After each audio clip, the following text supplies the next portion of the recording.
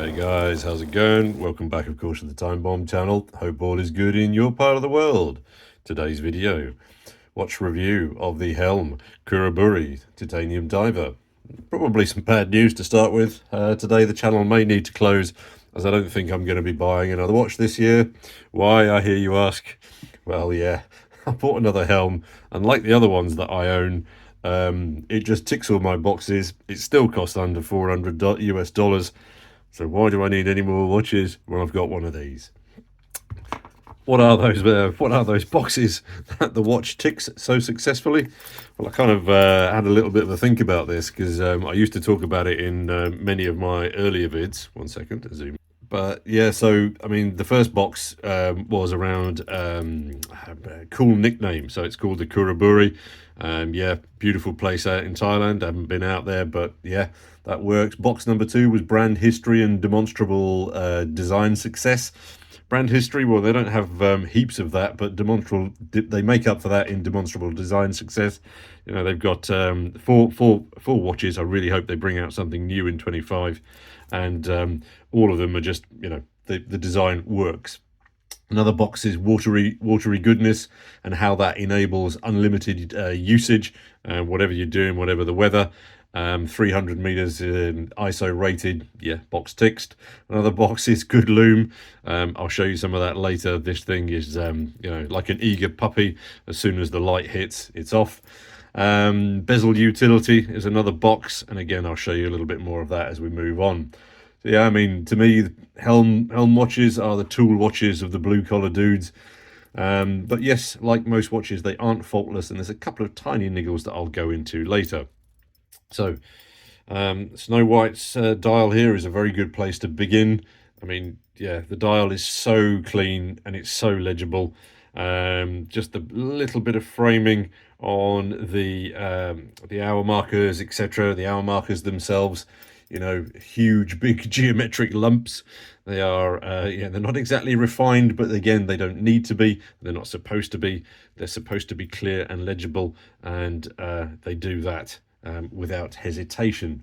I would ask Helm perhaps in future versions if there's an option for them to issue something where the tip of the seconds hand perhaps is red, or even a stronger yellow, because it's just a little bit faint, and sometimes at distance, you know, it just disappears a fraction. It's not a huge thing, it's more about personal taste. As you can see on here, I've swapped out the original bezel for this this brushed titanium version.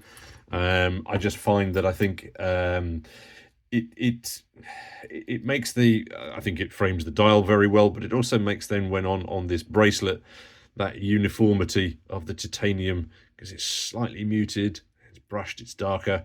I just think it works very well. I mean, I've got the original bezel here, which is the black and white. Sit that on top, and as you can see, there's absolutely nothing wrong with that one at all.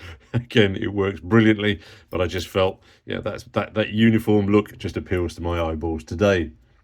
The other thing, I mean, obviously you don't need me to tell you that the bezel, the numerals on the bezel are very clear, well defined. And as you can see, they're cut nicely into that titanium. The bezel also being titanium makes for a lighter feel, but don't worry, it doesn't sound like a maiden farting. It sounds a little bit more like a chainsaw. Let me start it up.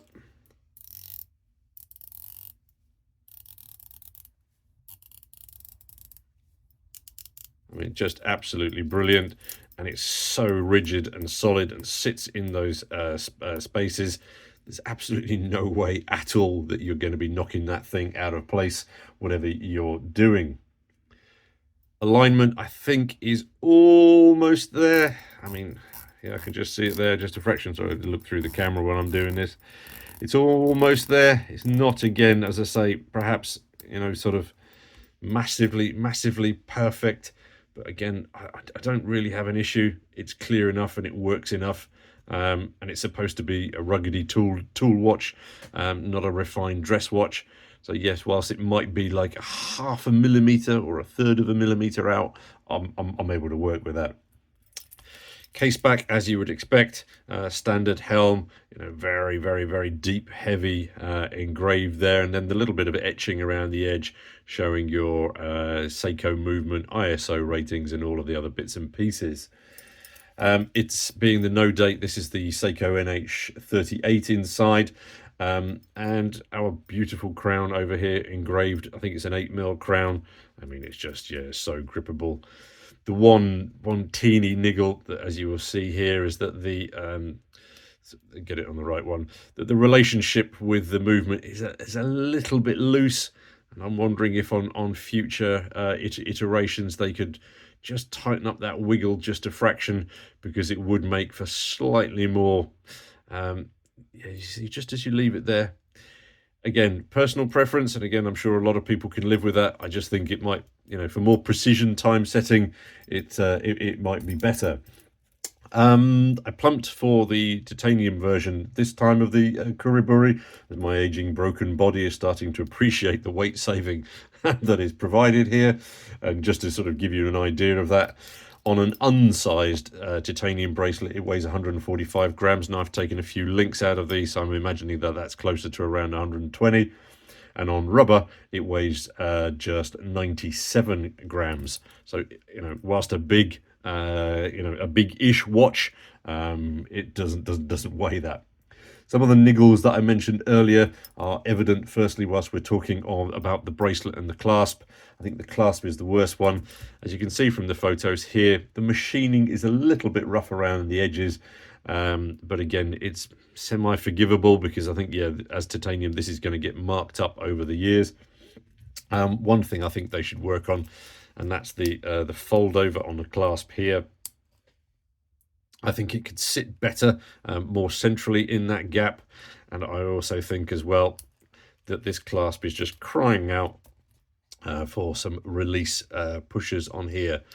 It's better, for example, I think, than on my steel version, because I think they've finished the edging there as a single flat piece, so it's easier to get your fingers under. I think the other one has a little protrusion on it, and so what ends up happening is you get the top of your nail there caught in the top here, and that's really annoying.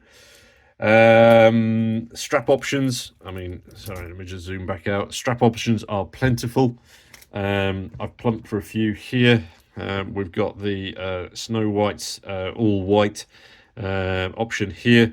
Interesting, I've noticed that they've engraved on the bottom. Previous ones, I think I've got they engraved on the top there. But on wrist, it looks brilliant, perfect for the beach or for the Arctic. I also picked up one of those sailcloths, and again, it's a great color match. But as you can see there, it just sits a little bit, it sticks out on wrist, and the primary reason for that is because it's still too new, it's still too rigid. This thing needs sweating in and getting dirty, so it loses some of that cleanness, but then it also will become a lot more flexible. This last one I've thrown it on. This is a Hawk rigger. It's elastic, and I think as well that because of the watch head being so light, and this having that elasticity in it, it hugs the watch very, very nicely in. It hugs the watch, hugs the wrist and the watch very nicely indeed. I think that many true dive watches, just trash out of the way, many true dive watches often have to compromise on aesthetics when providing functionality, but I think the Khuraburi looks damned attractive. I do admit I may have slightly rose-tinted spectacles. If you compare it with perhaps similar options, I mean, you could look at a Seiko Turtle. You just got the alignment issues with that one. Citizen ProMaster, for 400 USD, you can pick up a really nice ProMaster. At the cheaper end, you might look at an Orient Kamasu, again, Japanese movements and bits and pieces, and slightly cheaper, although perhaps the Kamasu is maybe a little towards the slightly dressier end of the dive watch spectrum, whereas the Khuraburi is all tool.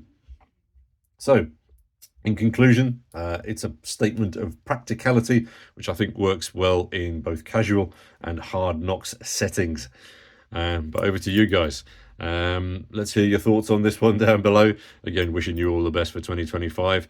Thanks as always for your time and for your view, and we'll catch you all in the next video. Cheers, guys.